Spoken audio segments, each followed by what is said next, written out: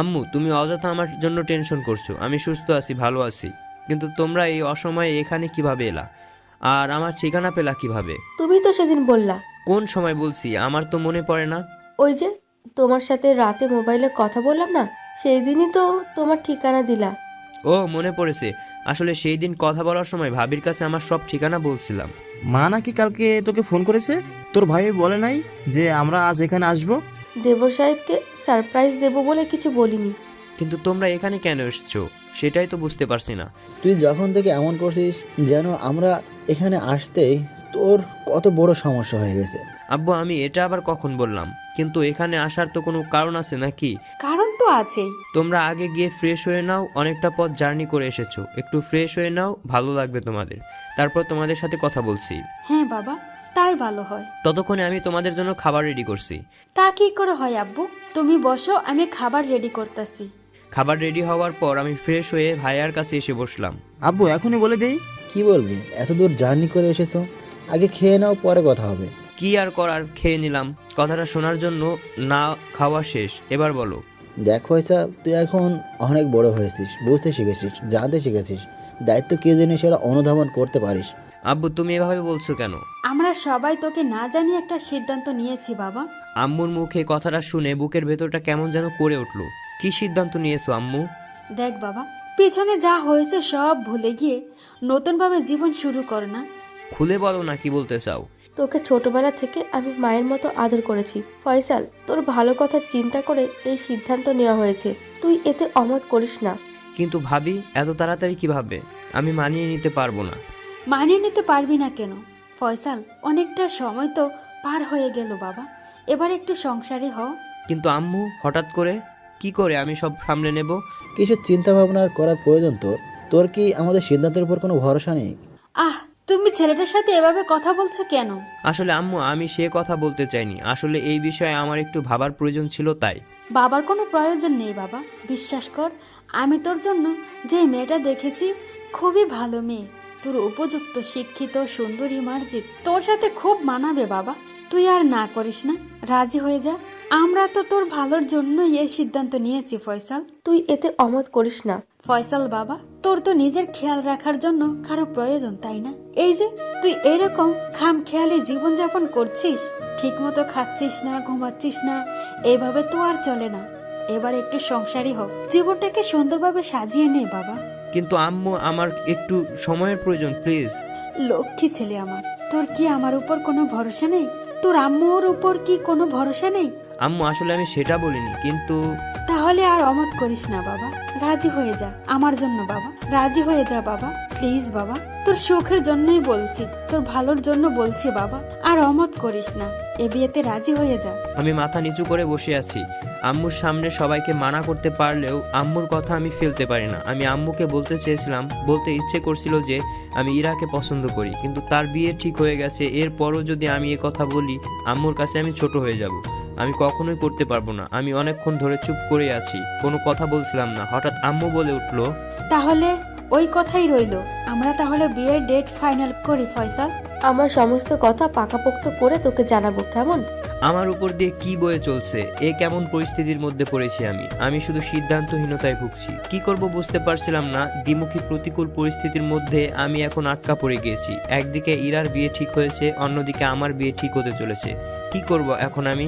এখন কেন চোখ দিয়ে পানি পড়ছে না? এখন তো খুব কাঁদতে ইচ্ছে করছে। যখন কাঁদতে চায় না, তখন এই চোখ আমার বাধা মানে না।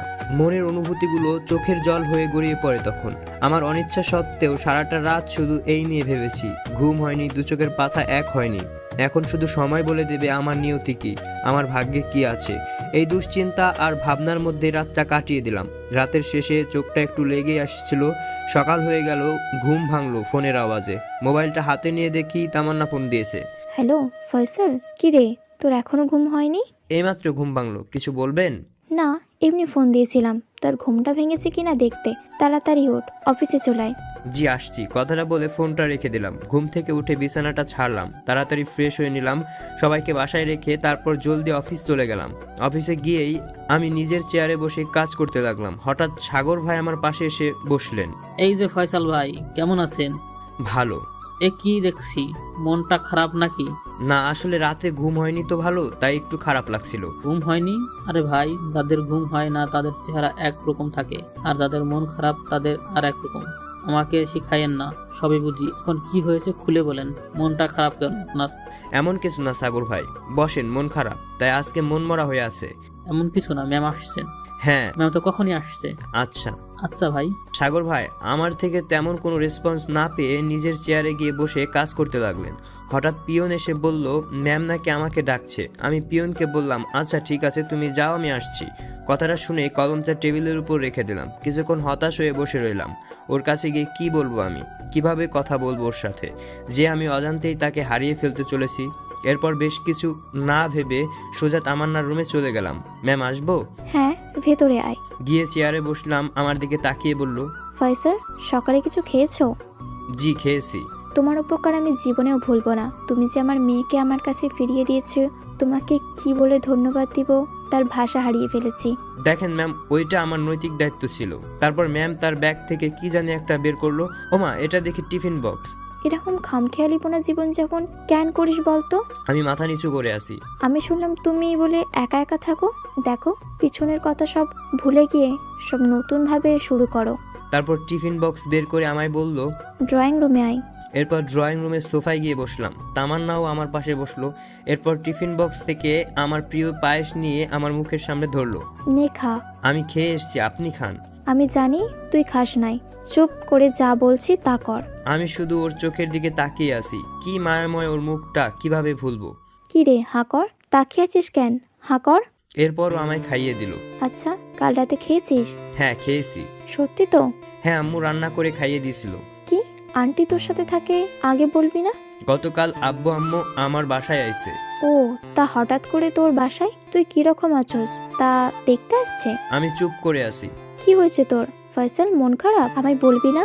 কি করে বলি তোমায়, তোমাকে এখনো ভুলতে পারিনি। আমি তোমাকে এখনো মন প্রাণ দিয়ে তোমায় ভালোবাসি। কি করে বলবো তোমায়, আমি তোমায় ছাড়া একটা মুহূর্ত কাটাতে চাই না। তোমার সেই স্মৃতি নিয়ে এখনো বেঁচে আছি। তোমায় ছাড়া একটি মুহূর্ত যেন আমার কাছে অসহ্য হয়ে ওঠে, সইতে পারি না। জানো তো, প্রত্যেক মানুষের প্রথম ভালোবাসাকে ভুলতে পারে না। আমিও পারিনি। সবাই জানে প্রথম প্রেম বড্ড কাঁদায়, কিন্তু আমি মানিনি সেই সময়। এখন হারে হারে টের পাচ্ছি, প্রথম ভালোবাসার কষ্টগুলো উপলব্ধি করতে পারছি। কি করে বলবো তোমায়, বাবা মা আমার বিয়ে ঠিক করতে আমার কাছে কথা বলতে এসেছিল, কিন্তু আমি যে এখনো তোমায় ভালোবাসি, তামান্না শুধু তোমায় ভালোবাসি। ওর দিকেই দেখে শুধু তাকিয়ে আছি, ওর মুখ থেকে একটা শব্দও বের হচ্ছে না। বুঝতে পারছি না আমি কি কিছু ভুল বলে ফেললাম ওকে? ম্যাম, আপনার মন খারাপ কেন? কই না তো, আমার মন খারাপ নয়। এমনি রাতে ঘুমাতে পারিনি ভালো করে, তাই চেহারা একটু ফ্যাকাশে হয়ে আছে। অমনি না, আমার কাছে লুকাবেন ভেবেছেন? আমাকে বলবেন না কি হয়েছে আপনার? কিছু হয়নি, এমনি। বুঝেছি। আমার কথায় আপনি কষ্ট পেয়েছেন, তাই না? তুই যেই কথাগুলো এখন বললি সবই সত্যি, কিন্তু বিধাতা আমাদের এক করে নাই। তুই যেমন একা একা কষ্ট পাস, আর আমি কি কষ্ট পাই না ভেবেছিস? সকল ছেলে মেয়ে প্রথম ভালোবাসাকে ভুলতে পারে না, ঠিক আমিও এখনো তোকে ভুলতে পারিনি, কেননা তুই ছিলি আমার প্রথম ভালোবাসা। কিন্তু বিধাতা আমাদের এক করলো না। আচ্ছা ফয়সাল, তোর কিরকম বউ পছন্দ রে? কথাটা শুনে আমি ওর দিকে একটু অবাক দৃষ্টিতে তাকালাম। কেন? বল না, তোর কিরকম বউ পছন্দ? কিরকম মেয়ে হলে তুই বিয়ে করবি? বলবো? বল। মেয়েটা হতে হবে আপনার মতো মায়াবী, আপনার মতো সুন্দরী, আর আপনার মতো রেসপন্সিবিলিটি মানে দায়িত্ববোধ থাকতে হবে, যে সব সময় আমার কেয়ার নেবে, আমার মুখটা দেখে মনের কথা বুঝতে পারবে, সব সময় আমায় ভালোবাসবে। আপনার মতো, যাকে দু চোখ বন্ধ করে বিশ্বাস করতে পারবো। আপনার মতো, যাকে মনের সবটুকু ভালোবাসা উজাড় করে দিতে পারবো, কোনো দ্বিধাদ্বন্দ্ব ছাড়া। শুধু আপনার মতো। সব আমার মতো? আপনার মতো। তা আমাকে বিয়ে করে নিলেই তো পারিস। চুপ। কি হলো, এখন মনে হয় আমাকে পছন্দ করিস না? এখন আমি বুড়ি হয়ে গেছি, আবার বিয়া হয়ে মেয়ের মাও হয়ে গেছি বলে আমায় এখন পছন্দ করস না? আপনার একটা কেন 5টা বিয়ে হলেও আমার কোনো সমস্যা থাকতো না, কিন্তু আজ আপনি অন্য শিকলে বাঁধা। আচ্ছা ফয়সাল, একটা কথা বলি। বলুন। ধর একটি মেয়ে তোকে অনেক ভালোবাসে, কিন্তু পরিস্থিতির চাপে মরে সেই মেয়েটি তোকে ছেড়ে অন্য কাউকে বিয়ে করেছে, তখন তুই সেই মেয়েটিকে ক্ষমা করতে পারবি? কথাটা শুনে ওর দিকে খুব অবাক দৃষ্টিতে তাকালাম। হঠাৎ এই কথা? এমনি বললাম। বল না, ক্ষমা করতে পারবি সেই মেয়েটিকে? এত কিছু জানি না, তবে শুধু এটুকু জানি, যে ভালোবাসতে জানে সে সত্যিকার অর্থে ভালোবাসে। সে কখনো তার ভালোবাসার মানুষটিকে ইচ্ছাকৃতভাবে ফেলে রেখে যায় না। আপনি হঠাৎ এসব প্রশ্ন করছেন কেন? এমনি। মনে মনে আমি বললাম, আমি জানি তুমি কথাটা কাকে ইঙ্গিত করে বলেছো।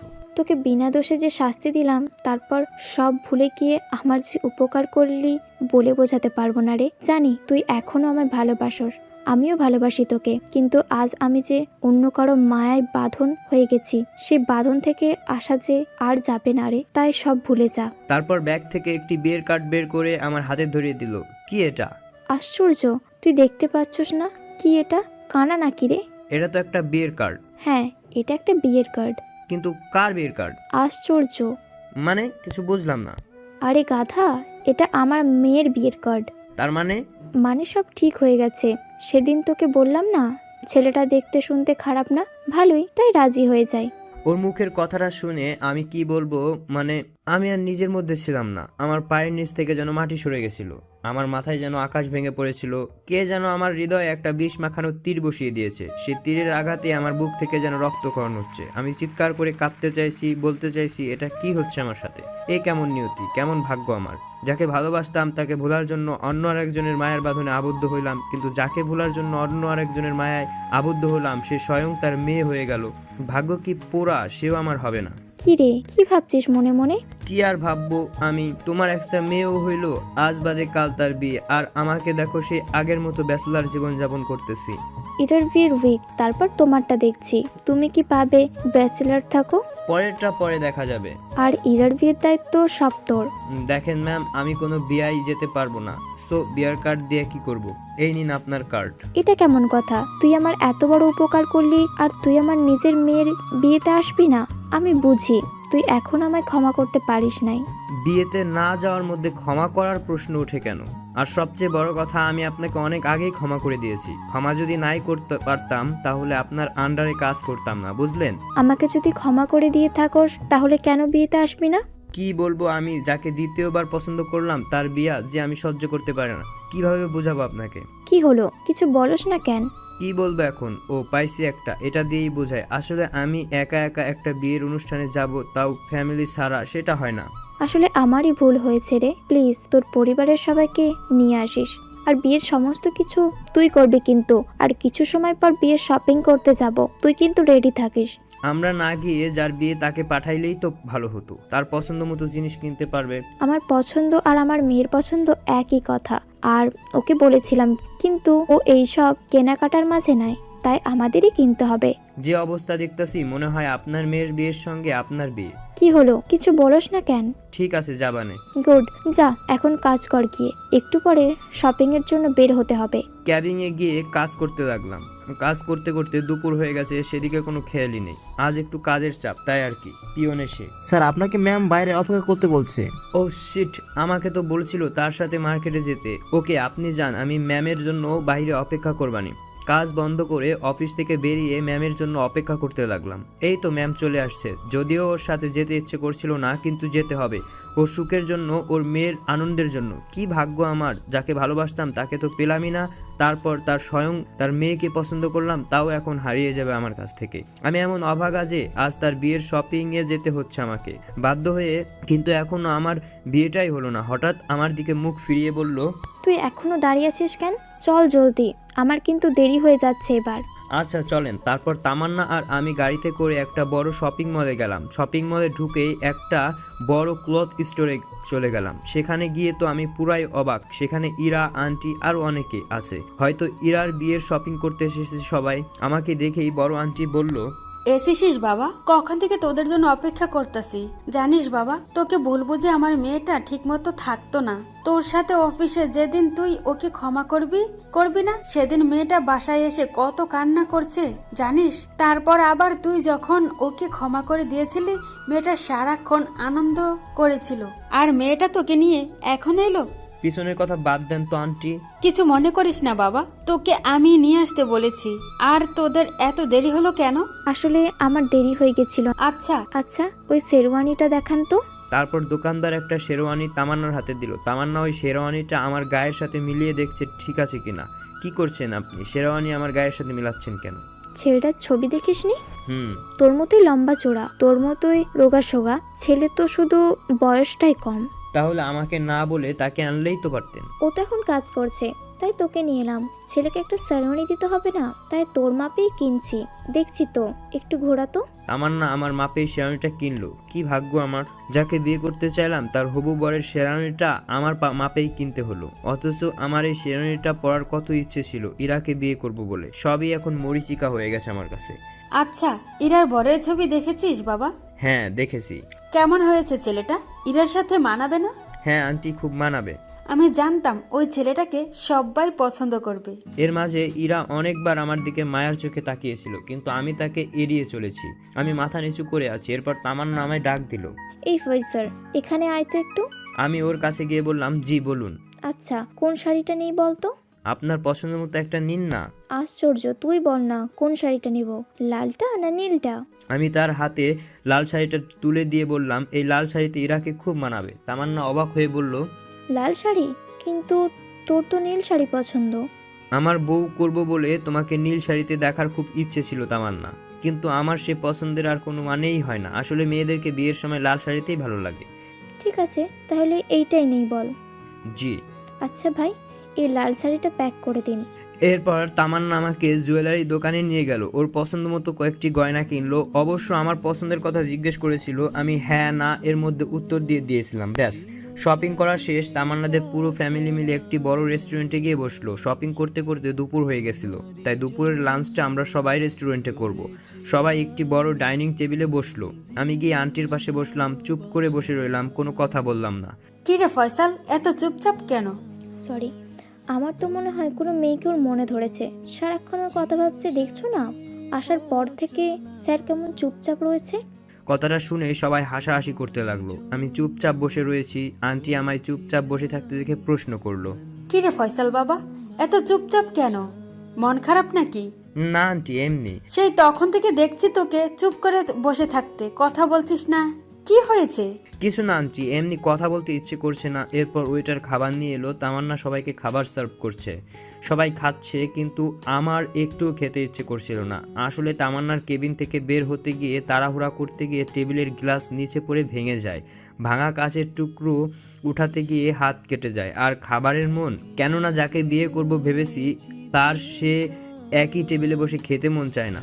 মানুষের মন যখন কালো মেঘে ছেয়ে যায়, মানুষের বাহ্যিক চাহিদাটুকু কমে যায় তখন। আমি খাচ্ছি না দেখে আন্টি আমায় বলল, কি রে ফয়সাল বাবা, খাচ্ছ না কেন? ইচ্ছে করছে না। কেন? এটা আবার কেমন কথা? আসলে আন্টি, আমার হাত কাটা, খাবো কিভাবে? আচ্ছা দাঁড়া, আমি তোকে খাইয়ে দিচ্ছি। প্রয়োজন নেই, আমি খেয়ে নেব।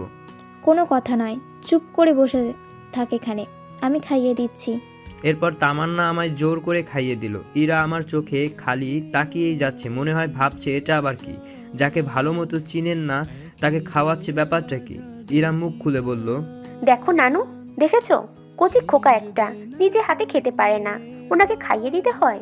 তোরে তো গায়ে ফসকা পড়ছে কেন শুনি? হিংসুটে কোথাকার। তুমিও তাদের দলে ফিরলে নানু।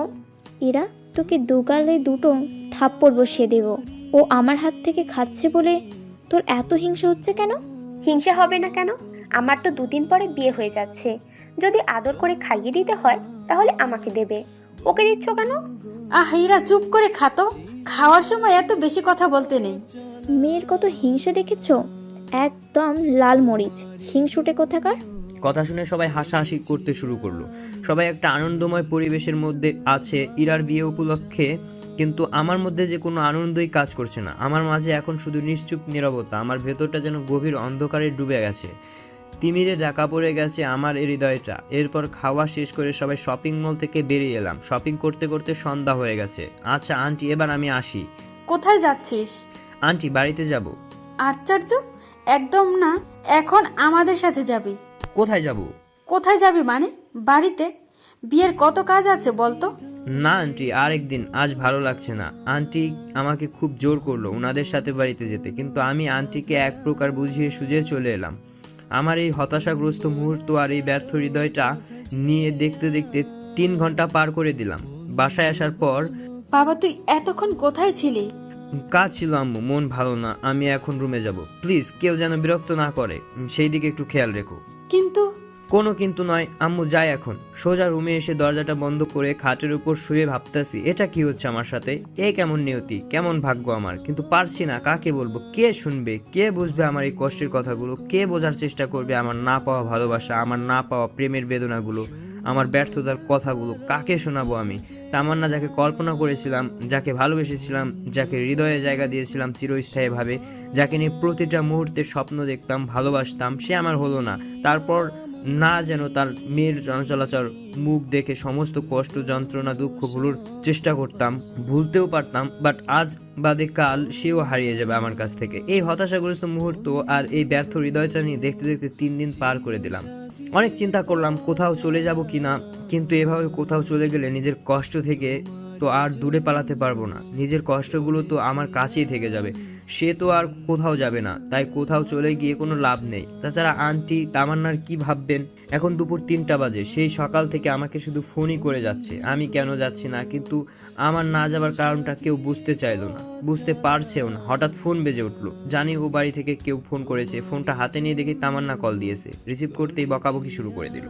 ফয়সাল, তোর কোনো সাধারণ জ্ঞান বলতে কিছু আছে? সেই সকাল থেকে তোকে বলছি এখানে আসতে, অথচ তুই বিকেল 3টা গড়িয়ে পড়লো, এখন আসলি না। কোথায় তুই? এই তো বাড়িতে আসছি এখনই। কি আসছি এখন? তাড়াতাড়ি আয়, এখানে সবাই অপেক্ষা করছে তোর জন্য।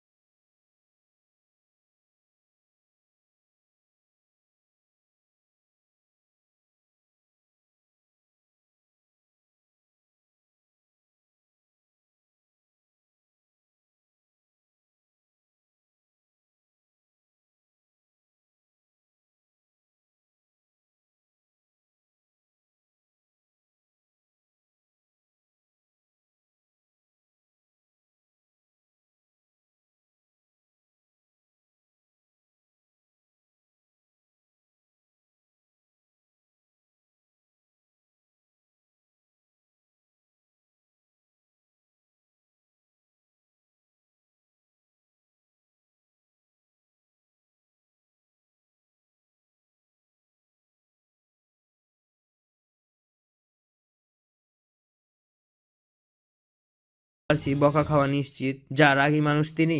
ব্যাপারটা কি? তোকে সেই সকাল থেকে ফোন দেওয়া হচ্ছে, আর তোর এখন আসার সময় হলো? আসলে ভাবি শরীরটা ভালো লাগছিল না, তাই শুয়েছিলাম। শরীর তো ভালো লাগবেই না, ঠিক মতো খাস না, ঘুমোস না, শরীরটা ভালো লাগবে কি করে বল? তা সকাল পর্যন্ত খেয়েছিস কিছু, নাকি রোজা রেখেছিস এই পর্যন্ত? না ভাবি, খেয়েছি। আচ্ছা, কিছুক্ষণ পর ইরার গায়ে হলুদের অনুষ্ঠান শুরু হবে, কোথাও যাস না কিন্তু, বোঝা গেছে? জি ভাবি, কথাটা বলেই ভাবি চলে গেল। কিছুক্ষণ পর দেখলাম মিস শাইলা মানে অফিসের কলিগ আর কি, খুব সুন্দরভাবে সেজে গুজে এলেন। আমাকে দেখেই বললেন, হ্যালো মিস্টার ফয়সাল, কখন এলেন? জি এখনই এসেছি। আজকে আপনার কথা বলার স্টাইল, মনোভাব একটু অন্যরকম লাগছে। ব্যাপার কি, মনটা খারাপ নাকি? না, মন খারাপ হতে যাবে কেন, এমনি। সত্যি বলছেন তো? মিথ্যা বলার কি আছে, সত্যি বলছি। আমার কাছে কিছু লুকোচ্ছেন নাকি? আশ্চর্য, আপনার কাছে কি লুকাবো? আমি কিন্তু সবই শুনেছি। মিস্টার ইরা আমাকে সব বলেছেন। কথাটা শুনে আমি মিস শাইলার দিকে তাকালাম। কি বলছে ইরা আপনাকে? মিস শাইলা একটি লম্বা দীর্ঘশ্বাস নিয়ে বলল, আপনার মনের কষ্টগুলোর কথা বলেছে, ভালোবাসার মানুষকে না পাওয়ার কথা বলেছে। মানে কিছু বুঝলাম না। আমাদের ইরা যে আপনাকে ভালোবাসে অথচ বলতে পারিনি, এই কথাই ইরা আমাকে বলেছে। ইরার অনুভূতির কথাগুলো। মিস শাইলার মুখে কথাটা শুনে আমি মাথা নিচু করে সোফায় বসে পড়লাম। মিস শাইলাও আমার পাশে বসে পড়লেন। হঠাৎ একটা মেয়ে এসে আমায় বলল, আপনি কি মিস্টার ফয়সাল? জি। ইরা আপনাকে ডাকছে। তারপর গিয়ে দেখি ইরা ওর বান্ধবীর পাশে বসে আছে। আমাকে দেখে সবাই রুম থেকে চলে গেল। তারপর ইরা আমায় বলল, আপনি কোথায় ছিলেন এতক্ষণ? আমি শুধু ওর দিকে তাকিয়ে আছি। কত সুন্দর লাগছে মেয়েটাকে হলুদ শাড়িতে, যা মানিয়েছে না, ইরা ঠিক ওর মায়ের মতো। তার উপর আবার গাঁদা ফুলের মালা, অসাধারণ লাগছে মেয়েটিকে। এক কথায় আকাশ থেকে যেন পরি নেমে এসেছে। আপনি আমার প্রশ্নের উত্তর দিচ্ছেন না কেন? আর এভাবে তাকিয়ে আছেন কেন? আমাকে কি দেখতে খারাপ লাগছে? না না, তোমাকে অনেক সুন্দর লাগছে, অনেক। তা কোথায় ছিলেন এতক্ষণ? সকাল থেকে আপনাকে কতবার ফোন দেওয়া হয়েছে, এলেন না কেন? শরীরটা ভালো লাগছিল না, তাই মাথা নিচু করে বললাম। ইরা আমার দু গালে আলতো করে হাত দিয়ে বলল, কি হয়েছে আপনার? মনটা খারাপ কেন? আমি কখন বললাম আমার মন খারাপ? বলতে হয় নাকি? কাছের মানুষের মুখ দেখলেই বলতে পারে কখন তার মন খারাপ আর কখন তার মন ভালো থাকে। বলেন, আপনার কি হয়েছে? কিছু না। বলেন না, আমার কাছে বলবেন না কেন আপনার মন খারাপ? কেন মুখটা এত গোমরা করে রাখছেন সব সময়? বললাম তো কিছু হয়নি। একটা কথা বলবো আপনাকে। বলো। বলেন, আপনি আমার কথা রাখবেন? আগে বলো না, রাখার মতো হলে অবশ্যই রাখবো। প্লিজ চলেন না, এখন পালিয়ে যাই। আপনাকে ছাড়া আমি থাকতে পারবো না। আমি কি বলবো, যাকে একসময় ভালোবাসতাম আজ তার মেয়ে আমার সাথে পালিয়ে যেতে চায়। তাছাড়া তা আমার নামায় কত বিশ্বাস করে এখানে এনেছে, এটা হয় না। দেখো ইরা, তোমার আম্মু তোমার বিয়ে দিতে চায় তার মনের মতো ছেলের সাথে। আর তার শেষ ইচ্ছাটা যদি আমি পূরণ করতে না দেই তাহলে তো চিরজীবন সবার কাছে খারাপ হয়ে যাবে। তাই তুমি বিয়েটা করে ফেলো। কথাটা শুনে ও আমার দিকে খুব অবাক দৃষ্টিতে তাকালো। আচ্ছা, আপনি যেটা চান সেটা হবে। ওর মুখে কথাটা শুনে আমার বুকটা যেন ফেটে যাচ্ছে, চোখ দুটো যেন কান্না করতে চাইছে। কিভাবে তোমাকে তুমি বলে ডাকবো ইরা? এটা তো সম্ভব নয়। আমি কিভাবে নিজেকে সামলাবো? তুমি চলে যাওয়ার পর আমার হৃদয়কে তুমি ভেঙে দিয়ে চলে যাচ্ছ। প্লিজ বোঝার চেষ্টা করো, আমি যে তোমাকে ছাড়া বাঁচবো না। ওর দিকে গভীর দৃষ্টিতে তাকিয়ে আছি। কিছু বলবেন? আমি আসি এখন। কোথায় যাচ্ছেন? কিছু কাজ আছে। কথাটা বলে আমি চলে আসবো। আর ইরা পেছন থেকে ডাক দিল, আপনাকে একটা কথা বলার ছিল। প্লিজ এখন না, অন্য কোনো সময় শুনি। কিন্তু প্লিজ আমি এখন আসি। কথাটা বলে আমি রুম থেকে চলে আসলাম। চোখটা আমার পুরো ভিজে গেছে নোনা পানিতে। আর কিছুক্ষণ ওর সামনে দাঁড়িয়ে থাকলে আমার চোখ দিয়ে পানি ঝরে যেত। আন্টির ঘরে এসে বসলাম। এবার এক এক করে সবাই ওকে হলুদ লাগাবে। প্রথমেই আন্টি ওকে হলুদ লাগিয়ে দিল, তারপরে তামান্না, ওরা আত্মীয়রা সবাই ওকে হলুদ লাগালো। ইরা আমার দিকে কেমনভাবে যেন তাকিয়ে আছে, কি যেন বলতে চাইছিল আমায়, কিন্তু আমি তখন না শুনে চলে এসেছি। ওর চেহারার দিকে তাকালেই যেন আমার কান্না পায়, যেন নিজেকে আর সামলে নিতে পারি না। তাই বেশিক্ষণ দেরি না করে আমি উঠে চলে এলাম। তারপর আনন্দ, নাচ, গান, একটা বিয়ে বাড়িতে যেমন পরিবেশ হওয়া দরকার ঠিক তেমনই। তবে ওই পরিবেশে আমার নিজেকে কেমন জানি বেমানান মনে হচ্ছিল। তাই কিছুক্ষণ ওখানে বসে থাকার পর আমি কাউকে কিছু না জানিয়ে সোজা আমার ঘরে চলে আসি। আজ বিয়ের দিন, সকাল পর্যন্ত সবাই কাজে ব্যস্ত, আমি আছি শুধু চিন্তায়। দুপুর হয়ে গেছে, বর পক্ষ চলে এসেছে। বরের তাকাতাকি ভাবতেছি এই ছেলেটা আজ ইরাকে নিয়ে যাবে, ভাবতে বুক ফেটে যাচ্ছে। সকল কাজ সম্পন্ন করতে করতে সন্ধ্যা হয়ে গেল। এখন বিয়ে পড়ানো বাদে। কাজী সাহেব ইরার রুমে গেছে কবুল শুনতে আর রেজিস্টার খাতায় স্বাক্ষর করাতে। কাজী সাহেব এসে বলল, আলহামদুলিল্লাহ, মেয়ে কবুল বলেছে। ও কবুল বলেছে কথাটা শুনে আমি কি বলবো, মানে আমি আর নিজের মধ্যে ছিলাম না। আমার পায়ের নিচ থেকে যেন মাটি সরে গেছিল, আমার মাথায় যেন আকাশ ভেঙে পড়েছিল। কে যেন আমার হৃদয়ে একটা বিষ মাখানো তীর বসিয়ে দিয়েছে। সে তীরের আঘাতে আমার বুক থেকে যেন রক্তক্ষরণ হচ্ছে। আমি চিৎকার করে কাঁদতে চাইছি, বলতে চাইছি এটা কি হচ্ছে আমার সাথে, এই কেমন নিয়তি, কেমন ভাগ্য আমার। সোজা বিয়ে বাড়ি থেকে বের হয়ে আনমোনাভাবে হাঁটছি আর ভাবছি কাকে বলবো, কে শুনবে, কে বুঝবে আমার এই কষ্টের কথাগুলো, কে বোঝার চেষ্টা করবে আমার না পাওয়া ভালোবাসা, আমার না পাওয়া প্রেমের বেদনাগুলো, আমার ব্যর্থতার কথাগুলো। কাকে শোনাবো আমি, যার মুখ দেখে সমস্ত কষ্ট, যন্ত্রণা, দুঃখগুলো ভোলার চেষ্টা করতাম, ভুলতে পারতাম। জীবিত থেকেও মৃত হয়ে বাঁচতে হবে, ও মনে হয় ভাবছে কি উপাধি দেওয়া যায়, পাষণ্ড, বেঈমান। তবে আমার এই মানসিক পরিস্থিতির জন্য ইরাকে মোটেই দায়ী করা ঠিক হবে না। ওর কি দোষ, ও তো আমাকে ভালোবাসতো। আমি যদি একবার হ্যাঁ বলতাম তাহলে ও আমারই থাকতো। আজ আমি আমার নিজের হাতে আমার ভালোবাসা, আমার প্রেম, আমার স্বপ্নগুলো চুরমার করে দিয়ে মাটির সাথে ধূলিসাৎ করে দিছি।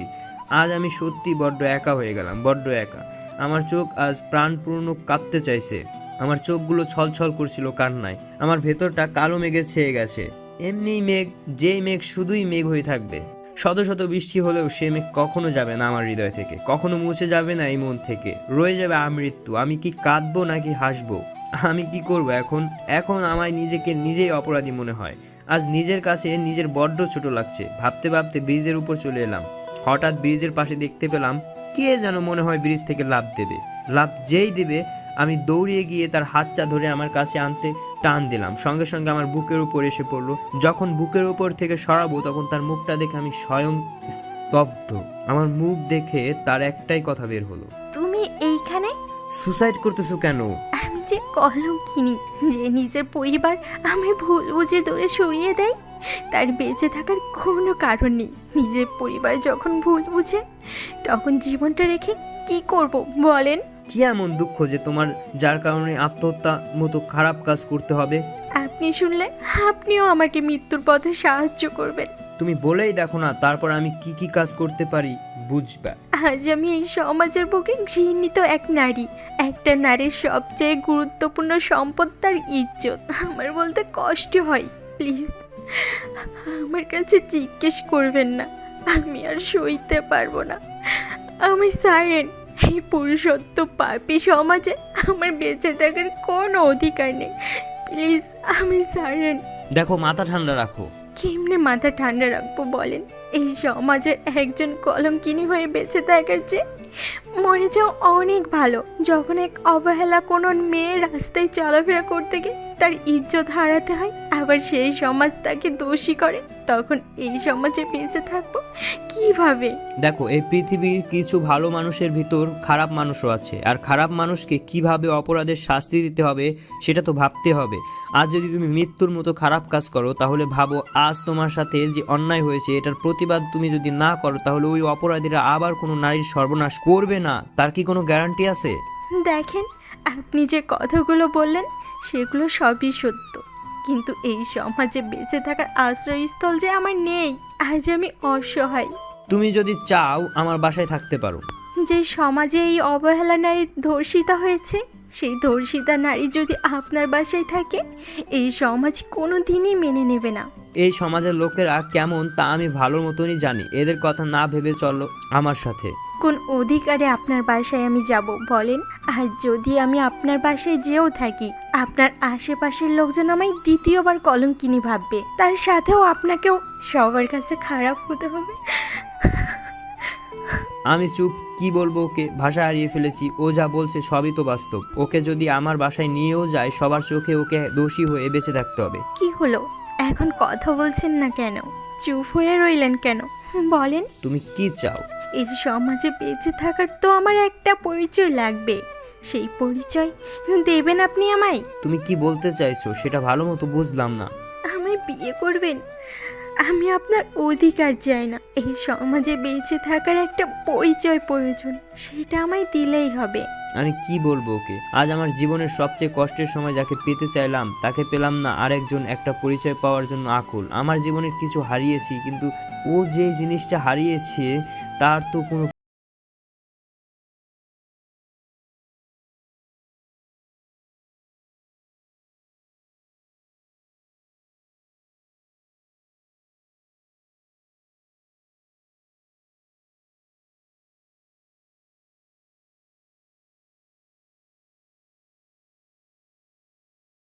যাদের কারণে আমার আজ ধর্ষিতা হতে হলো, তাদের কথা আমায় আর বলবেন না প্লিজ। ঠিক আছে, এই মুহূর্তেই তোমায় বিয়ে করব, চলো। তারপর সোজাসুজি কাজী অফিসে গিয়ে বিয়েটা সেরে ফেললাম। বিয়ে করে বাসায় নিয়ে আসলাম। এখন বাসায় ঢুকবো, একই দরজা ভেতর থেকে বন্ধ। মনে হয় বাবা মা ভাবি ভাইয়া সবাই ওই বাসা থেকে চলে এসছে। কলিং বেল চাপ দিলাম, চাপ দেওয়ার পর ভাবি দরজা খুলে দিল। দরজা খোলার পর আমি আর নদী ভিতরে গেলাম। ভেতরে যাওয়ার পর সবাই আমাকে আর নদীকে দেখছে। কি হলো তোমাদের, এমন ভাবে দেখছো কেন? মেয়েটা কে রে, কাকে নিয়ে এলি? ও সরি, আমি তো তোমাদের বলতে ভুলেই গেছি। আম্মু তুমি বারবার বলো না তোমার বউ লাগবে, আর তোমরাও তো আমার বিয়ে দেবে বলে এখানে এসছো। তা তো ঠিক, যেটা বলছি সেটার উত্তর দে। আম্মু কিছু মনে করো না, তোমাদের না জানি আমি বিয়ে করে ফেলেছি। এটা তোমাদের বৌমা। আমার কথা শুনে সবাই অবাক। যে ছেলেকে বিয়ে দিতে পারি না সে একা একা বিয়ে করেছে? নদী, এই হচ্ছে আমার আম্মু। নদীর সঙ্গে সঙ্গে আম্মুকে সালাম করলো। থাক মা থাক, আর সালাম করতে হবে না। আমার বউকে আয়, তোর পছন্দ আছে। আগে বললেই তো আমরা তোর বিয়ে দিতাম, আর যখন বিয়ে করেই ফেলেছোস কি আর করা যাবে? বৌমা, ছোট বৌমাকে ফয়সালের রুমে নিয়ে আসো। ভাবি নদীকে নিয়ে গেল। ফয়সাল, হঠাৎ না জানিয়ে বিয়ে করলি, কিছু বুঝলাম না। দেখো আম্মু, তোমার ছেলে যেটা করেছে সেটা যেন শুনেই করেছে। আর নদী অনেক ভালো মেয়ে, আশা করি তোমাদের সবার সাথে কয়দিনের ভেতরেই মিশে যাবে। সেটা তো বুঝলাম, কিন্তু এমন হঠাৎ বিয়ে? কিছু না হলে তো হঠাৎ বিয়ে করি নাই, আর ঘটনা পরে বলবানে। আচ্ছা বুঝলাম, যা এখন বৌমার কাছে যা। সোজা আমার রুমের ভেতরে গেলাম। রুমে যেয়ে দেখি নদী আনমনাভাবে বসে আছে। দরজাটা আটকে দিলাম। আমায় দেখে নদী স্বাভাবিকভাবে বসলো। এখন তো তুমি আমার স্ত্রী, এখন তো তোমার পরিচয় পেলা। এবার তোমার কাহিনী বলো, কিভাবে তোমার এই অবস্থা হলো? আচ্ছা শুনেন তাহলে, আমি আর আমার বাবাকে নিয়ে আমাদের সুখের জীবন যাপন করতেছিলাম। আব্বুকে যদি আমি আম্মুর কথা বলতাম, আব্বু কেঁদে কেঁদে বলতো তোমার আম্মু এখন আর আমার নেই। আমি যখন ঘুমিয়ে যেতাম, আব্বু তখন আমার মাথার পাশে বসে কাঁদতো। প্রতিদিন সকালে আব্বু আমায় স্কুলে যাওয়ার জন্য ঘুম থেকে ডেকে ওঠায়। হঠাৎ একদিন আব্বু আমায় ঘুম ভাঙার জন্য ডাকেনি। আমার ঘুম যখন ভাঙে তখন অনেক বেলা হয়ে গেছিল। আব্বুর আজ কি হলো, আমায় জাগায়নি কেন? বিছানা থেকে উঠে আব্বুর রুমে গিয়ে দেখি আব্বু ফ্লোরে বসে বুকে হাত চেপে রেখে আছে। আব্বুর মুখে লাল কি যেন লেগে আছে। আব্বুর চোখ দিয়ে শুধু পানি পড়তেছে। আব্বু, তুমি কান্না করতেছো কেন? তোমার কি হয়েছে? মুখে লাল কালি লেগে আছে, আর তুমি বুকে হাত দিয়ে রাখছো কেন?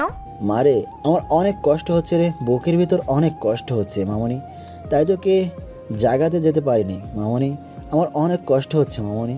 হঠাৎ আব্বুর খাটের উপর যখন নজর পড়লো, দেখি রক্তে বিছানা ভরে আছে। আব্বু, আব্বু, তুমি কি হইছে? তোমার বিছানায় রক্ত কেন? হঠাৎ মামনি বুকে অনেক ব্যথা করতেছে মামনি, আয় আমাকে বাঁচা মামনি। হঠাৎ আব্বুর মুখ দিয়ে রক্ত পড়তে শুরু করছে। আব্বু, আব্বু, তোমার কিচ্ছু হবে না আব্বু। আব্বু, আমি এখন তোমায় হসপিটালে নিয়ে যাব। আব্বু, একটু কষ্ট সহ্য করো আব্বু। কে কোথায় আছো? অ্যাম্বুলেন্সকে কল দাও, আমার আব্বুকে হসপিটালে নিতে হবে। কাজের লোক জলদি আমার কথা শুনে তাড়াতাড়ি অ্যাম্বুলেন্সকে কল দেয়। হসপিটালে নিতে নিতে অ্যাম্বুলেন্সের ভিতরেই বাবা বলে, আম্মু আমি জানি না, আমি যদি চলে যাই তখন তুই কই থাকবি? তোকে একা রেখে যেতে আমার কষ্ট লাগতেছে, আমায় তুই ক্ষমা করে দিস। তোকে তোর আম্মুর কাছে থেকে আমি আলাদা করে দিছি, তোকে তোর আম্মুর আদর সোহাগ পেতে দেই নাই রে। আমি যে অপরাধী জানি না আল্লাহ আমায় ক্ষমা করবে কিনা। তোকে তোর মায়ের কাছ থেকে আমি আলাদা করে দিছি। আল্লাহ মনে হয় আমার অন্যায়ের শাস্তি আমায় দিতাছে। আম্মুরে, আমার যদি কিছু হয়ে যায় তুই তোর নানু বাড়িতে চলে যাস। আব্বু, তুমি এসব কি বলতেছো? তোমার কিচ্ছু হবে না আব্বু। তোমাকে ছাড়া আমার অন্য কাউকে লাগবে না আব্বু। তুমি সুস্থ হয়ে যাবে আব্বু। আম্মু, তুমি আমার একটা কথা রাখবা না আম্মু? বলো আব্বু, তুমি একটা কেন 10টা কথা রাখতে বললো, তোমার সব কথা রাখবো আব্বু। আমি জানি আমার আম্মু আমার কথা ফেলতে পারবে না, কিন্তু আব্বু। আর কোনো কিন্তু নয় আম্মু। আমার আলমারির ভিতরে একটা ডায়েরি আছে, দেখবে তার উপর সুন্দর করে লেখা আছে আমার জীবন। সেই ডায়েরিটার শেষে তোর নানুর বাড়ির ঠিকানা লেখা আছে। তোর আম্মুর ঠিকানা পাবি, সেই ঠিকানা অনুযায়ী সেখানে যাস আম্মু। আব্বু, তোমার কিচ্ছু হবে না আব্বু। তুমি আর একটু কষ্ট করো আব্বু, আমরা চলে আসছি প্রায়। হঠাৎ আম্মু আমার অনেক কষ্ট হচ্ছে আম্মু, আমার বুক ব্যথা করতেছে আম্মু। আম্মু আমার দম বন্ধ হয়ে আছে আম্মু, আমি চোখ খুলতে পারছি না আম্মু। আম্মু, আম্মু। আম্মু আর কথা বলছে না। আব্বু, তুমি কথা বলছো না কেন আব্বু? আব্বু দেখো, আমরা চলে আসছি আব্বু। তোমার কিচ্ছু হবে না আব্বু। হসপিটালের ভিতরে গিয়ে ডাক্তার সাহেব, ডাক্তার সাহেব দেখেন না, আমার আব্বুর বুকে অনেক কষ্ট হচ্ছে, এখন আর কথাও বলছে না। কি হলো ডাক্তার সাহেব, আমার আব্বুর কি হলো? তাড়াতাড়ি অপারেশন করেন, যত টাকা লাগে আমি দিব, তবুও আমার আব্বুকে বাঁচান ডাক্তার সাহেব। আব্বু ছাড়া যে আমার আর কেউ নেই ডাক্তার সাহেব। ডাক্তার আব্বুর হাত কিছুক্ষণ ধরে রেখে তারপর ছেড়ে দিল। ডাক্তারের মুখ কালো হয়ে গেল। He is no more. কি বলছেন ডাক্তার সাহেব আপনি? আমার আব্বু কিছুক্ষণ আগেও আমায় আম্মু বলল, আর আপনি বলছেন আব্বু বেঁচে নেই। তোমার আব্বু এখানে আসার আগে মারা গেছে। তোমাকে সান্ত্বনা দেওয়ার মতো ভাষা আমার নেই মামুনি। প্রিয়জন হারিয়ে যাওয়া যে কত কষ্ট শুধু সেই বোঝে যে হারিয়েছে মামুনি। সবাই তো আর চিরদিন বেঁচে থাকে না, প্লিজ এখন আর কান্না করো না। আমার এই একটা মানুষই ছিল যে সব সময় আমাকে কেয়ার করত। এখন এগুলো কে করবে? আল্লাহ, তুমি এত নিষ্ঠুর কেন? আমার আব্বুকে কি না নিলে পারতো না? আমি এখন কি নিয়ে বেঁচে থাকবো? কার আশায় বাঁচবো? আমাকে কে ভাত মাখিয়ে খেয়ে দিবে? আব্বু বলে কান্না করতে থাকে। সুখী নদীর বাসায় কাজ করে, ও তখন কান্না করে দেয়। কতক্ষণ পরে সুখী নদীকে ভেজো তোয়ালা দিয়ে নাক মুছিয়ে বসিয়ে প্লেটে ভাত নিয়ে এসে নদীকে খাইয়ে দেওয়ার জন্য হাত এগিয়ে নেয়। আমি খাবো না। কেন? জান না আপনি? নদী, তুমি এই পরিস্থিতির শিকার আজকে, আর আমি সেই 7 বছর থেকে মা বাবা দুজনকে হারিয়ে এতিমখানাতে বড় হয়েছি। রাস্তাঘাটের সবাই আমাদের মতো মানুষগুলোকে আবর্জনা মনে করে। মানুষ জানে না এই পথে আসার রহস্য কি, মানুষ সেটা জানার চেষ্টাই করে না। পৃথিবীর সবাই চিরস্থায়ী না, সবাইকে একদিন মৃত্যুর স্বাদ গ্রহণ করতেই হবে। এসব বুঝিয়ে শুনিয়ে নদীকে খাওয়াই। ঘুমানোর সময় গুনগুন করে কান্না করতে থাকে। আমি তখন নদীকে কাছে টেনে নিয়ে কিছু কথা বলে ঘুম পাড়িয়ে দিই। নদীও তখন ঘুমিয়ে যায়। সকালে আমি রান্না করে নদীকে নাস্তা করিয়ে দিই। নদী বিকালের দিকে ছাদে গিয়ে হাঁটু পেতে বসে বসে আমাকে কে স্বপ্ন দেখাবে, আমাকে কে নিজের হাতে খাইয়ে দেবে। আল্লাহ, তুমি কি এই মানুষটারে নেওয়ার এত দরকার ছিল?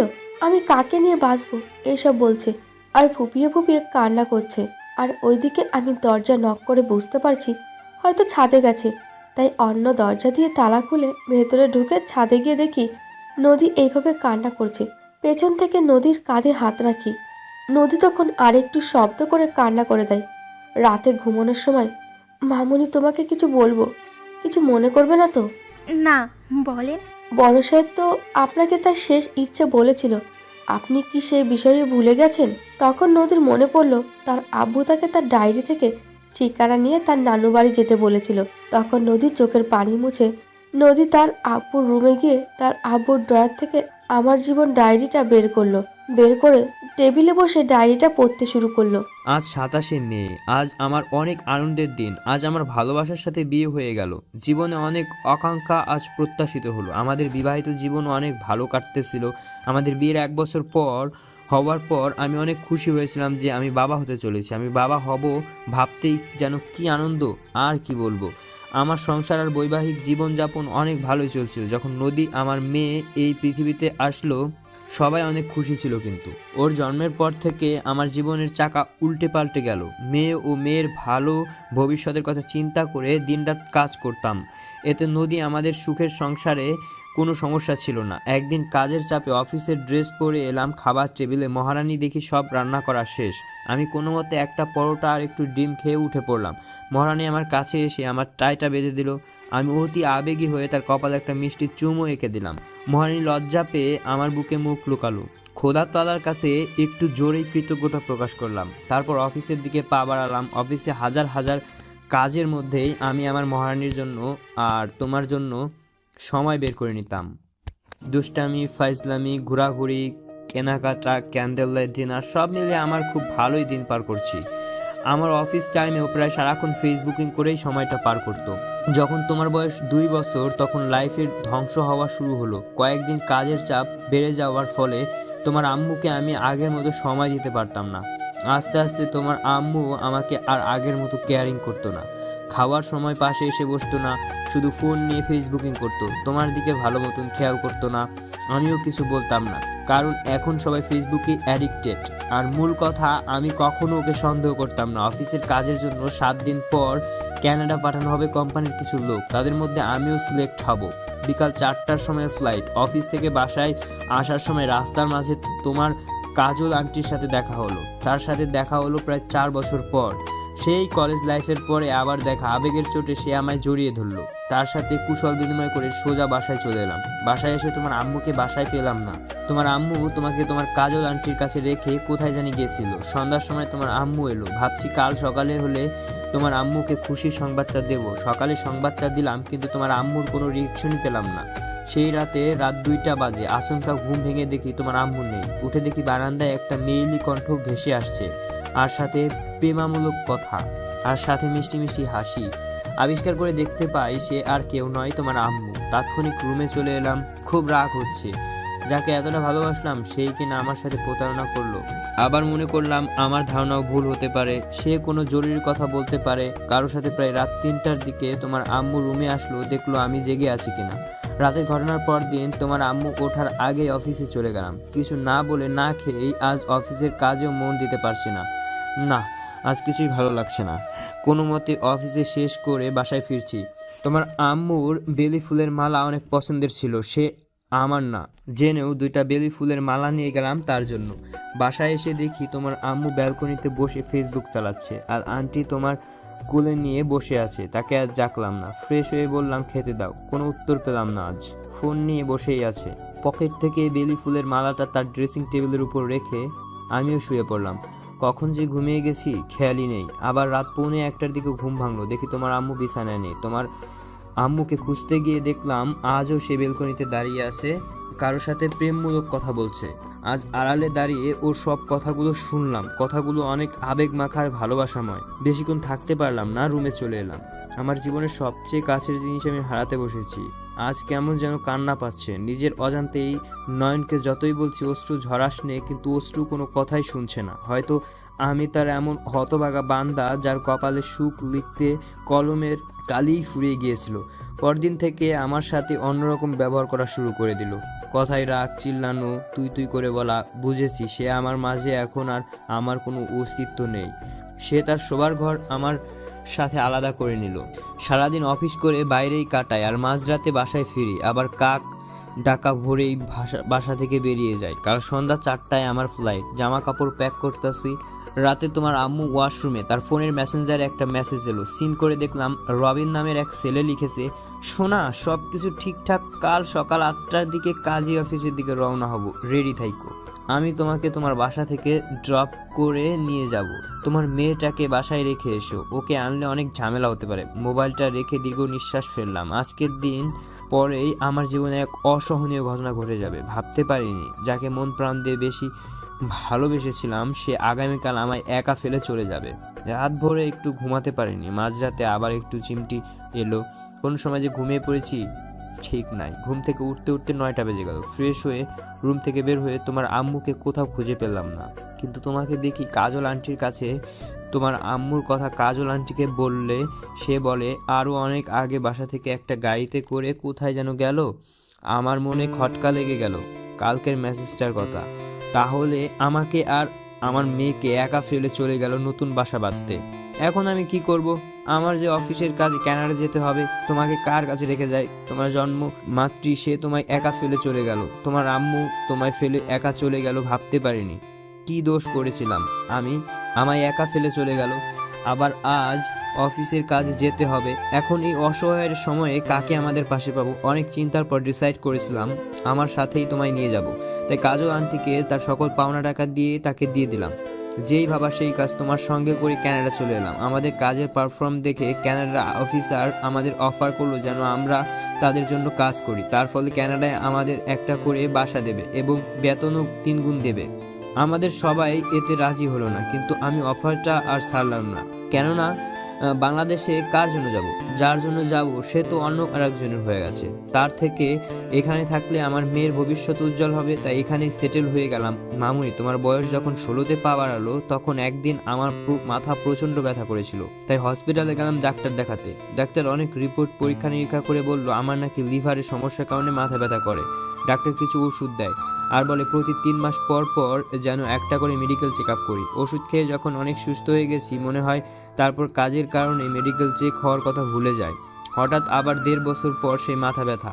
এখন মাথা ব্যথার কারণে অনেক কাশি হয়, কাশির চোটে মুখে রক্তক্ষরণ হতে থাকে। ডাক্তারকে রিপোর্ট দেখালে বলে আমি লাস্ট স্টপে আসছি।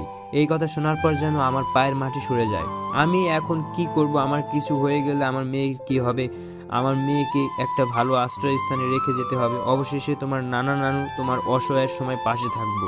হ্যাঁ, তোমার নানুর থেকে নিরাপদ স্থান আর নেই, তাই অনেক কষ্ট করে তোমার নানুরা কোথায় থাকে খোঁজ করে পেলাম, কিন্তু খোঁজ পাওয়ার জানতে পারলা তোমার আম্মু তোমার নানুর সাথে থাকে, সে এখন বিয়ে করে নাই। তাহলে কি আমি ভুল বুঝলাম তোমার আম্মুকে? আমার যে সময় পেরিয়ে যাচ্ছে আম্মু, জানি না তোমার আম্মু আমায় ক্ষমা করবে কিনা, জানি না। তবুও তোমার আম্মুকে আমায় ক্ষমা করে দিতে বলো। আম্মু, তোমার আম্মু যদি আমায় না ক্ষমা করে তাহলে আমি যে মরেও শান্তি পাবো না। তুমিও আমায় ক্ষমা করো মামুনি, সামান্য ভুলের কারণে তোমায় আমি তোমার মায়ের ভালোবাসা থেকে বঞ্চিত করেছি। মামুনি, যখন তুমি ডায়েরিটা পড়া শেষ করবে তখন আমি তোমার মাঝে আর থাকবো না।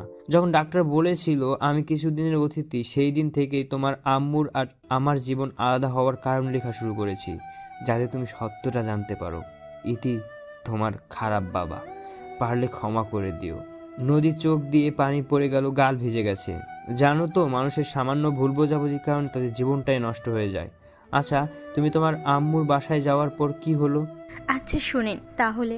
ডায়েরির শেষ পেজে নানুর বাসার ঠিকানা ছিল। তারপরই সেই ঠিকানা অনুযায়ী ফরিদপুরে গিয়ে দেখি নানুরা ওইখানে থাকে না, বাসাটা ভাড়া দিয়ে দিয়েছে। ভাড়াটিয়াদের কাছ থেকে জানতে পারলাম 1 বছর পর পর বাসায় আসে, আবার আসেও না। তারা ভাড়ার টাকা 1 বছরে সব মিলিয়ে দিয়ে দেয়। তাদের কাছে ঢাকার তাদের বাসার ঠিকানা জানতে চাইলে তারা বলে তারা গুলশানে থাকে, কিন্তু বাসার নাম্বার জানে না। আমার মোবাইল নাম্বার তাদের কাছে দিয়ে রেখেছি, যাতে কোনো খোঁজ পেলে তারা যেন আমায় জানায়। সোজা ঢাকায় যাব বলে একটা বাসে উঠলাম। বাসে সিট পড়লো একটা মেয়ের পাশে। তার সাথে গল্প করতে করতে আমার সব জীবন কাহিনী বলি।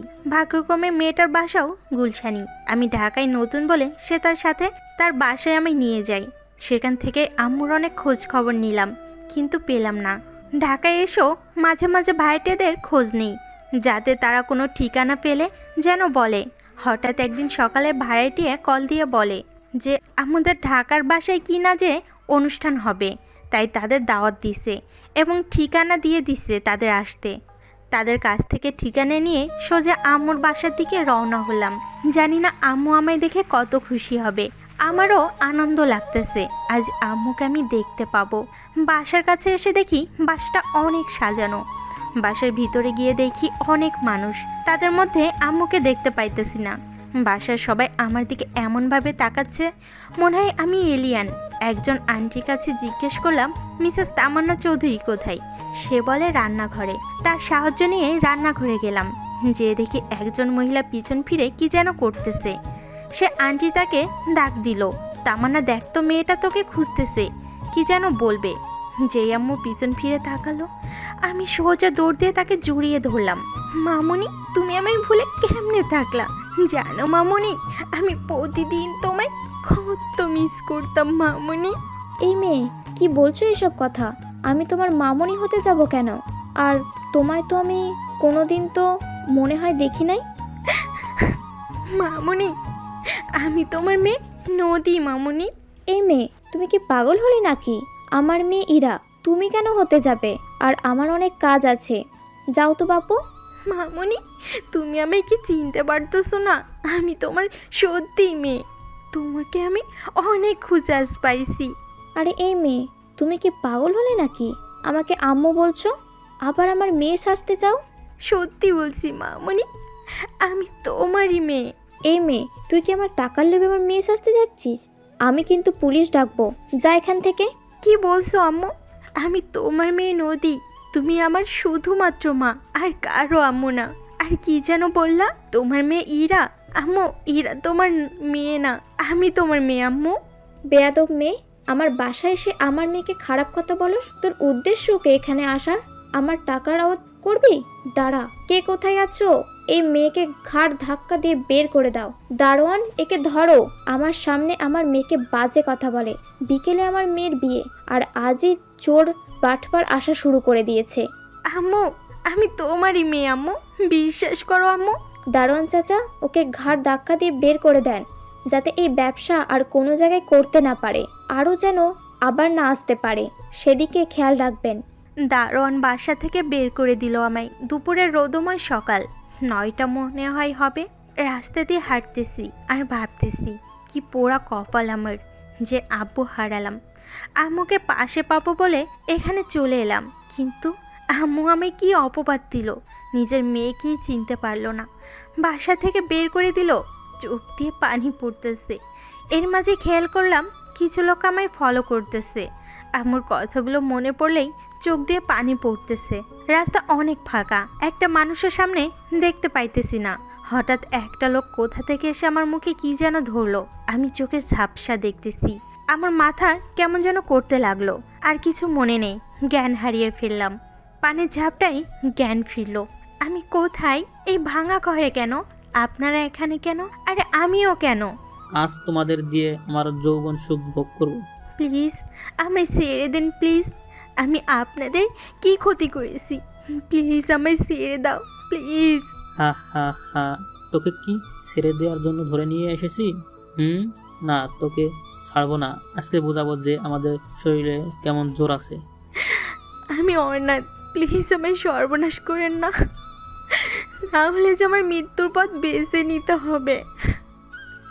আমি বাঁচতে চাই, প্লিজ।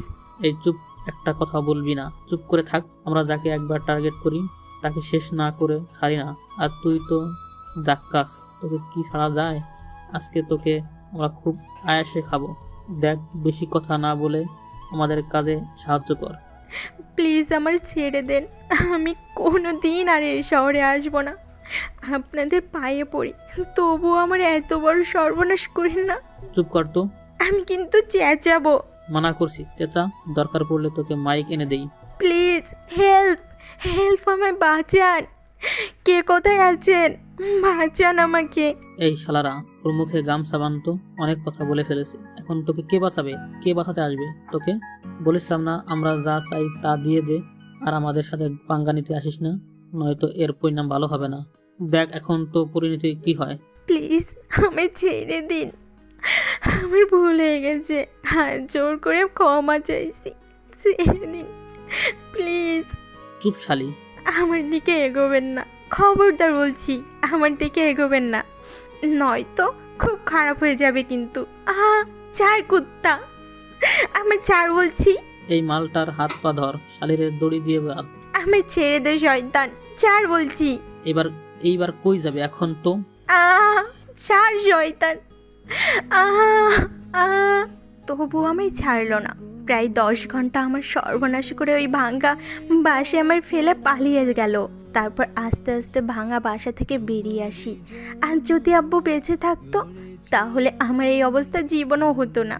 আর নিজের আম্মু আমায় অপমান করে গলা ধাক্কা দিয়ে এই একলা শহরে আমায় ছেড়ে দিল। তাই আমার কলঙ্কিত জীবন নিয়ে এই সমাজে কারো বোঝা হতে চাইনি বলে আত্মহত্যা করতে গিয়েছিলাম। তারপর তো আপনিই আমায় বাঁচালেন। নদীর জীবন কাহিনী শুনে আমারও চোখ দিয়ে পানি পড়ে গেল। এই সমাজের কিছু কুতিখোর খারাপ লোকের কারণে আমাদের যুব সমাজ নষ্ট হচ্ছে। ওদের কারণে আজকে ঘরের মা বোন ঘর থেকে ভালো মতো বের হতে পারছে না। আচ্ছা নদী, তুমি কি ওই লোকদের আবার দেখলে চিনতে পারবে? হ্যাঁ, ওদের মুখের ছবি আমি জীবনও ভুলতে পারবো না। ওরা যে আমার জীবনটাই নরক বানিয়ে ফেলেছে। আচ্ছা, তোমার আম্মুর ঠিকানাটা দাও তো। যে মা নিজের সন্তানকেও স্বীকার করে না, তার মতন খারাপ মহিলাকে একবার তো দেখে চিনে রাখা উচিত। ওই মহিলাকে আমার আম্মু বলবেন না প্লিজ। ওই মহিলার জন্যই আজ আমার এই করুণ দশা। আচ্ছা বলবে না, তুমি বাসার ঠিকানাটা দাও তো। আচ্ছা নিন, 45 নম্বর গুলশান। আপনি আমার বিষয়ে খারাপ মহিলাকে বলবেন না প্লিজ। হোয়াট? এটা কোনো সময় হতে পারে না। তুমি কি শিওর এই ঠিকানায়? এটাই। কিন্তু এটা দি তামান্নাদের বাসা। হুম, আমার আব্বু শরীফুল চৌধুরী, আর বাজে মহিলার নাম তামান্না। এটা কোনোদিন সম্ভব না, তামান্নার মেয়ে তো ইরা। আব্বু তো ওই মহিলার ছবি ডায়েরির ভিতরে রেখেছিল, তাই তাকে সহজে চিনতে পারছি। আমার জানা মতে তো তামান্না এখন আরেকটি বিয়ে করে নাই, শরীফুলই তামান্নার স্বামী। তুমি বলতেছো শরীফুলও তোমার বাবা? আবার আমি জানি ইরা তামান্নার আর শরীফুলের মেয়ে। হ্যাঁ, আমার বাসা থেকে বের করে দেওয়ার সময় বলেছিল যে তুমি আমার মেয়ে কোনোদিনই হতে পারো না। আমার মেয়ে ইরা। আমার সম্পত্তির লোভে তোকে কে পাঠিয়েছে বল আমাকে? পরে ঘাড় ধাক্কা দিয়ে বের করে দিছে। দেখো নদী, তুমি যদি তামান্নার মেয়ে হয়ে থাকো তাহলে তোমার আর ইরার জন্মের মনে হয় কিছু সমস্যা আছে। তোমাদের চোখের সামনে মনে হয় সত্যটা ধরা পড়ছে না। আমার মনে হয় তোমার নানু কিছু জানে এই বিষয়ে। সকাল হোক, আমি তোমার নানুর কাছে গিয়ে ইরার সম্পর্কে সব তথ্য আনবানে, তাহলেই সব সত্য বের হয়ে যাবে। সেটা না বের করলেও হবে। ওই মহিলার কারণে আমার নাম কলঙ্কিত খাতায় উঠে গেছে। আল্লাহর কাছে প্রার্থনা করি যাতে ওই মহিলার মুখ আমি না দেখি, যার কারণে আমার এই সর্বনাশ হয়েছে। তার মুখ দেখার আগেই যেন আমার মরণ হয়। বাসর ঘরে নদীর জীবন কাহিনী শুনতে শুনতে ফজরের আজান দিয়ে দিল। বিছানা ছেড়ে ফ্রেশ হয়ে নামাজ পড়তে গেলাম। নামাজ শেষে সকালের খাবার খেয়ে 9টার দিকে তামান্নাদের বাসার উদ্দেশ্যে রওনা দিলাম। সামান্য একটা ভুলের কারণে একটা মেয়ে তার পরিবার থেকে বিচ্ছিন্ন হলো, তার জীবনের সুখটাও মাটি হয়ে গেল। যেমন করেই হোক তোমার সত্যটা বের করতেই হবে আমাকে। বাসার কাছে চলে এলাম। বেল বাজবার পর তামান্না দরজা খুললো। আরে ফয়সাল যে, ইরার বিয়ের পর তো তোমায় দেখলামই না। কই গেছিলা তুমি? বাসায় একটু জরুরি কাজ পড়ে গেছিল, তাই চলে গেছিলাম। ও, তা এখন কি মনে করে এলা? আন্টি কি ঘরে আসেনি? আম্মু তো রুমে আছে। কেন, আম্মুকে দিয়ে তুমি কি করবে? আন্টির সাথে আমার জরুরি কথা আছে, আপনার সাথে পরে কথা বললি বলে আন্টির রুমের সামনে চলে এলাম। আন্টি দেখে পান খাচ্ছে, আমায় দেখে আরে ফয়সাল বাবা, বাইরে কেন, ভিতরে আসো। ভেতরে গিয়ে আন্টি, আপনার সাথে কিছু জরুরি কথা বলার জন্য এলাম। দেয়ালের আড়াল থেকে তামান্না সব শুনছিল, কি বলি গোপনে। তা কি জরুরি কথা বলো তো বাবা। জানি এটা আমার বলা উচিত না, তবুও বলছি, আশা করি আপনি বলবেন। বাবা তুমি আমার ছেলের মতন। ছেলে মায়ের কাছে কিছু জানতে চায়, মা কি সেটা না বলে থাকতে পারে? বাবা বলো বাবা, তুমি কি জানতে চাও? আন্টি, ইরা কি তামান্নার সত্যি মেয়ে না অন্য কারো মেয়ে? এটা আবার কি প্রশ্ন বাবা?